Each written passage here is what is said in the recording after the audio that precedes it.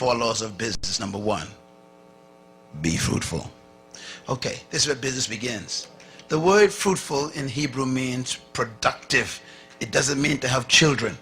I was shocked when I discovered that. The first command God gave man was what? Be productive. In other words, produce something. Say it. Be productive. Stop saying fruitful because you're thinking about babies. Tell your neighbor, be productive. Be productive. No, say it this way. Produce something that I could buy. That's the first command. Now, here's something important to remember. The first command is to be what? Fruitful. The first command should have been be seedful, because fruit is a result of seed. You can't have fruit unless you have a seed that has a tree that bears fruit. God ignores the entire first step. Look at me, man. Just get deep now. God said, look, I even ain't going to talk about seed. Oh, you still ain't got it. Listen, when God demands something from you, it exists. So the demand for fruit is a presumption that there is seed somewhere. The number one reason why there's poverty in North Tulsa is not because of a lack of investors coming in, but a lack of productivity inside. Listen. Here's how you measure a nation's wealth. Listen carefully. A nation's wealth is measured by 3 letters, all nations. Gross national productivity. In other words, if the nation ain't producing, they call it poor in the UN. Money doesn't make you rich. Productivity does. That's why China is one of the biggest threats right now. Even though they may be poor, they are producing. What do most people in the North Tulsa do? Consume. You keep going to the bank to borrow money to buy stuff that isn't productive. I mean, if you're going to buy a vehicle, buy a truck so you can become one who collects garbage to produce a business. Don't buy a car to drive around in. That ain't productive. The command presumes that seed exists in you right now. There's a seed. That's your business. And God says, show me the fruit of it. Produce something.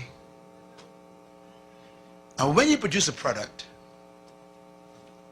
watch God's strategy now. Let's say, okay, Apple computer. Stephen Jobs quit school because he had an idea. Everybody say idea. That's your seed. Your seed is the idea that won't quit.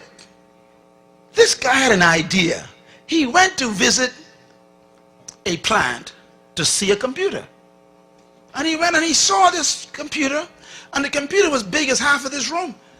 He looked at it, he says, why can't they reduce that to the size of a desk? And he walked out. And he kept seeing visions of that great massive computer the size of a room on a desk. I wonder what you see that won't leave you alone. Write this down. Every problem is a business. I'm going to say it again. Every problem is a business.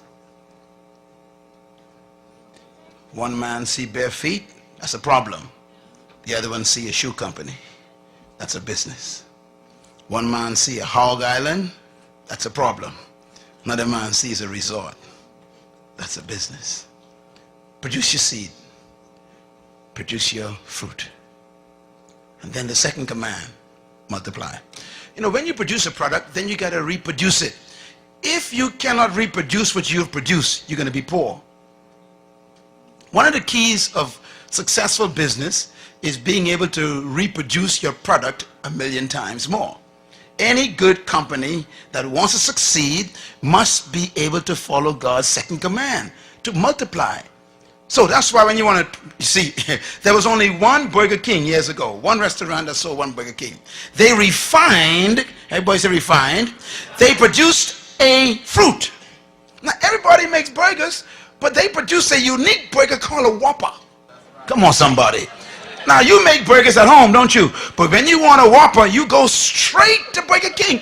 Even though you got the same bread and beef and all this stuff, you still, why? Because they refined it. Everybody say refined it. I'm talking. See, you got to take your seed and produce a fruit, and you refine it first. If you're going to be a cosmetologist, you still ain't going to be wealthy. Because anybody can be a cosmetologist. You got to find what kind of cosmetologist you will be. What are you going to specialize in? Everybody sells burgers, but no one sells a Whopper. What's your Whopper? That's the question. Now watch Burger King. Burger King then takes this Whopper sandwich that they refined, and they developed a system, everybody say system, to reproduce the same Whopper every time. So when I went to Mexico one day, we went to Burger King. The same Whopper came out in Mexico. We went down to Venezuela, Burger King. The same Whopper. We were in the Ukraine, in Russia. The same. I said, how can the same Whopper be in every country? Because they reproduce. I poured. They only developed one prototype, one prototype. And they kept testing it and testing it. One prototype. And when they got that one prototype down to a science, that's the fruit, then they said, okay, now let's assembly line. And they start multiplying. What you cannot multiply, you can never succeed in. My message is my fruit. Leadership, kingdom, purpose. They're my fruit. Now I got to put them in a form where they can be multiplied. So now I got to shift into books and CDs and DVDs and they're in 25 different languages. I got to multiply. Same message. If you want a Big Mac, you can never get it from Burger King. Because Big Mac is McDonald's fruit. And they keep reproducing it. God's third command, replenish, is a big one. If you're going to be successful in business, you got to be able to distribute your product. You got to develop a distribution system. Okay, Walden, bless his heart, had one store. He said, okay, I got my fruit. I got a store where you can actually come in and get wholesale prices, man. The guy had one store. That's number one. Number two, he decided, I want to follow God's second command. I want to multiply. So he created a system to reproduce Walmarts all over the world. Number three, he said, now I'm going to distribute my products to those stores. Walmart got his own distribution system. What about yours? And God's fourth command, business, subdue. Subdue means you control the market. To subdue means to control. If you do not control your market, you will die poor. Simple, isn't it? Bill Gates was so successful in following God's commands that Congress had to call him in. Remember? He was so dominating in the market. They said, you got to break up your company. We can't have you controlling the whole world like this. Why? He subdued the market. If you wanted anything to do with software and computers, got to come through Microsoft. Can I put it another way? Subdue means when anybody wants a product like yours, you're the first one they think about. Subdue.